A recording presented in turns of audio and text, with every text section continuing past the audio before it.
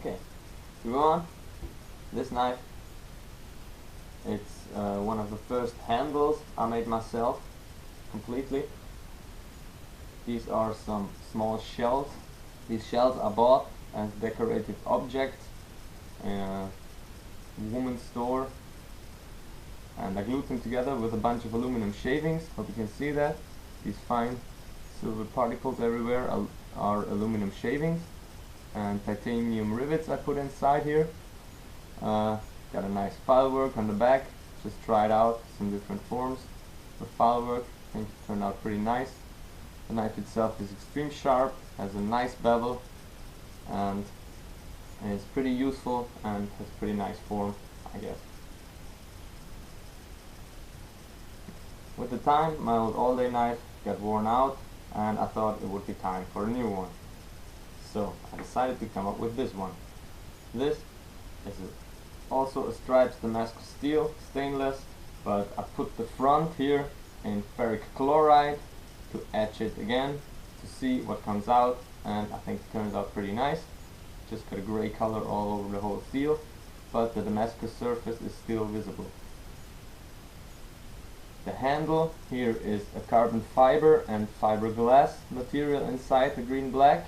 The blue white is giraffe bone, and the back here is from a swordfish, the tip, the nose bone. The seat I also made myself, made out of cow leather and covered with snake skin. Here I got some ostrich leather for the lamp.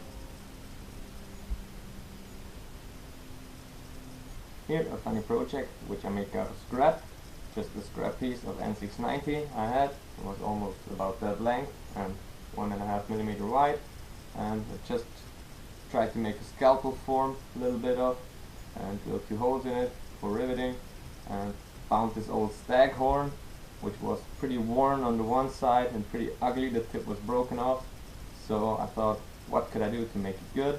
And I came up with ebony wood. Turned out pretty nice.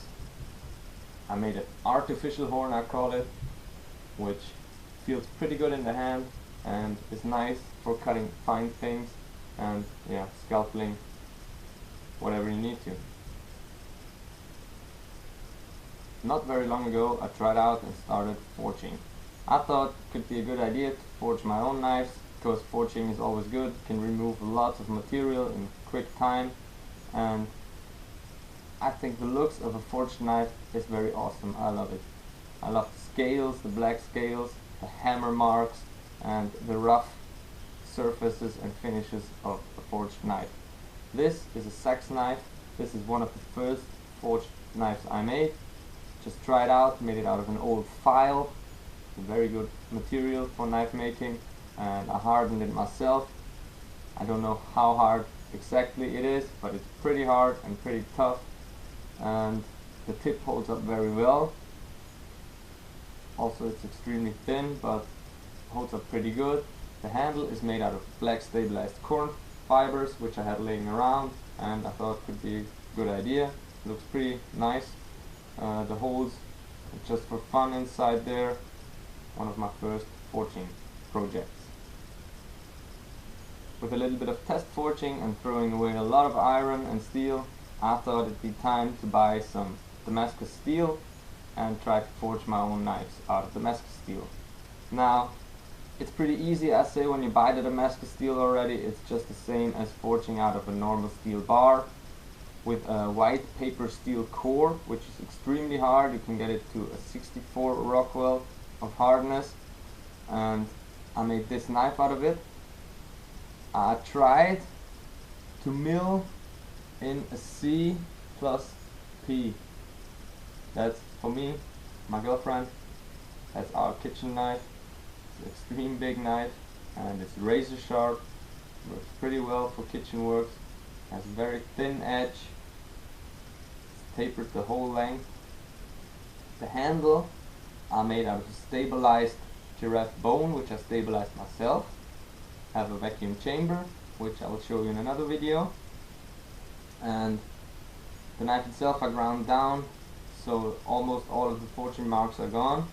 And then I etched it with ferric chloride, and the most of the pattern is already gone from a lot of kitchen work, a lot of cleaning, and a lot of different acids colorated the knife in different colors, you can see. But I think it looks pretty nice, and for a working knife it's okay. This is just a small knife project which I forged for a friend. It's a dinner knife, 14th century medieval style, and this was a piece I rejected because the handle already was way too thin. It needs to get thicker in the back side, and I thought to keep it myself because I already put a lot of work in it, and I think it looks pretty nice and works pretty well. Extreme light, and it's made out of a spring steel, which is a very durable and a very hard steel. The steel for this knife is a 1.1708. It's spring steel used for car springs or different flat springs, and I tried to make swords out of it too. Here another blade which you already saw in a review or in a making of video, and just to show you again, this is not a long time ago which I made it. Up to another very beautiful piece. This is a karambit style knife, also made out of N690 with a ferric chloride finish, and nice fireworks.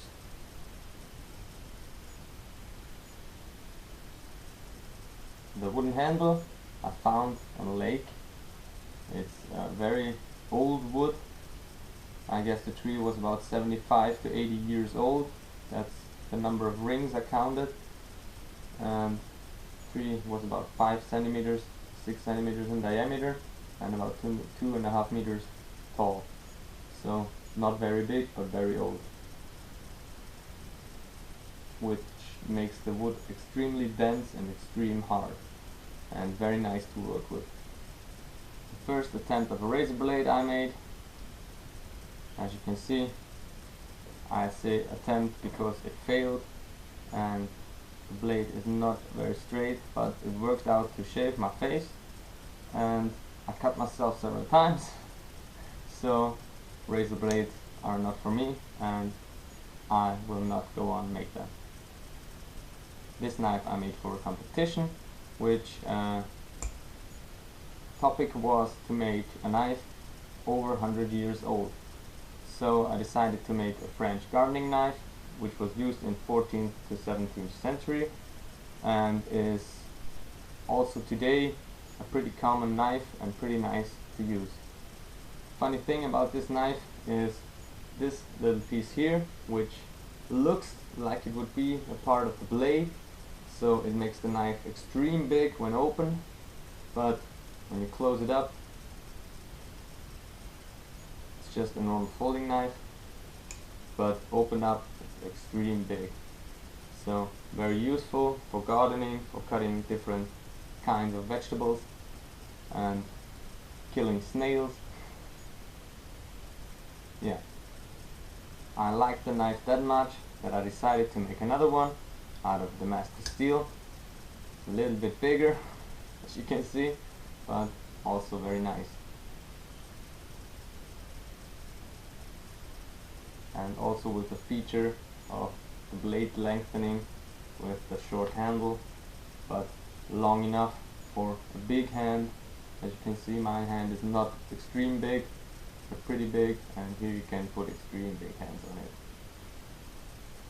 So the spring I made out of Damascus too, which holds up very well in this case because I weakened it a little bit to light blue color, so about 320 degrees, so it gets a hardness of about 57 Rockwells, and that makes it much more springy.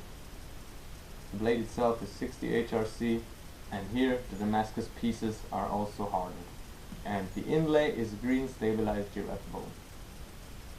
It's just a slip joint mechanism, so it doesn't fix the blade at all. Just the spring holds it up in place. Pretty good. First test knife I made with this honey badger. I thought it's time to make a knife for usage and try out what the steel can hold. So I made this knife, and I already broke the tip in the front, and I already broke out the piece here because of extreme abusive cutting. I chopped the extreme hard, very dry wood, and I chopped real hard on it. I didn't even check that the blade was chipped out, and I got on with cutting, and in the end I looked at the results. I also pushed the tip inside of the wood and bent it over, and that was when the tip was breaking. Then I ground it a bit thicker, and it holds up pretty nice since then. I repeated the test again, and no chipping, no breaking, no edge rolling, just a bit of dulling, but that's pretty normal with this hard abusive cutting.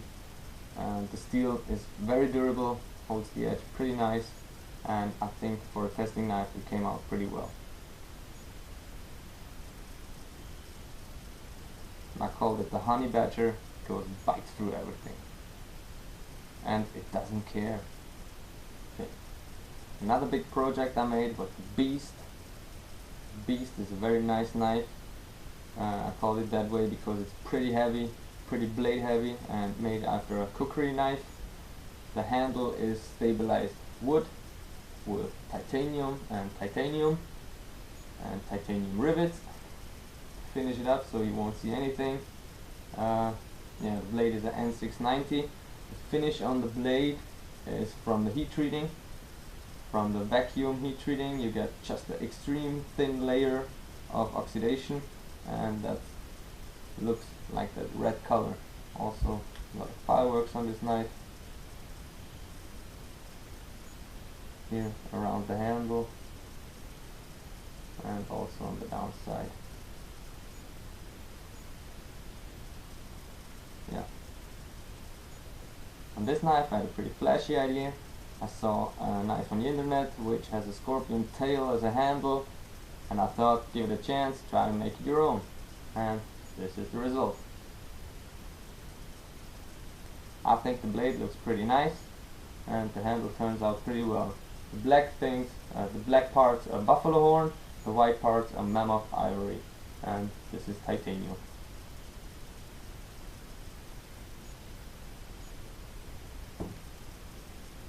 Handle itself is flat, so it just looks round from the other side, from the front side, but in contours it's flat, so you can just grip on it and get a pretty nice grip on it.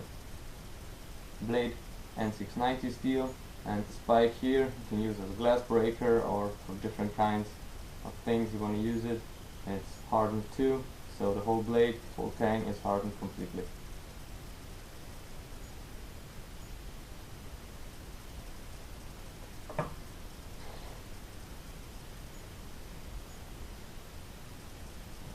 My first dagger I came up with is a throwing dagger.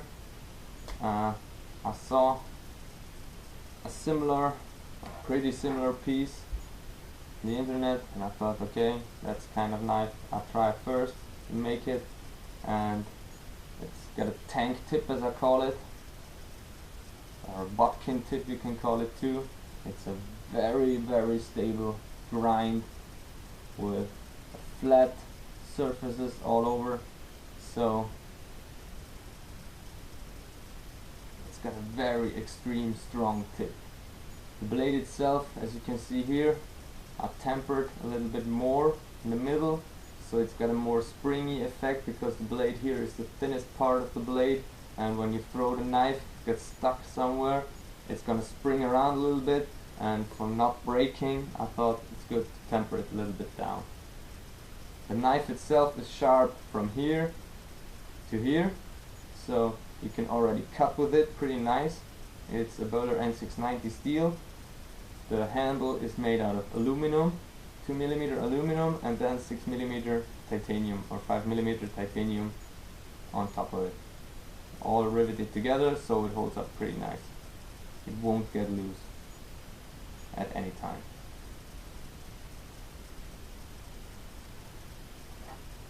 And the sheath also made myself, inside covered with blue leather, and the inside here covered with stingray and made a cutout so you can see the nice blade colors.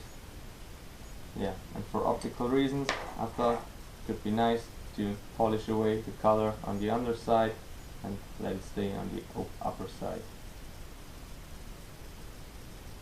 Okay, I guess that's it with my knives till now. The other knives I try to make videos about it and show you how I make them and review them at the end of the video.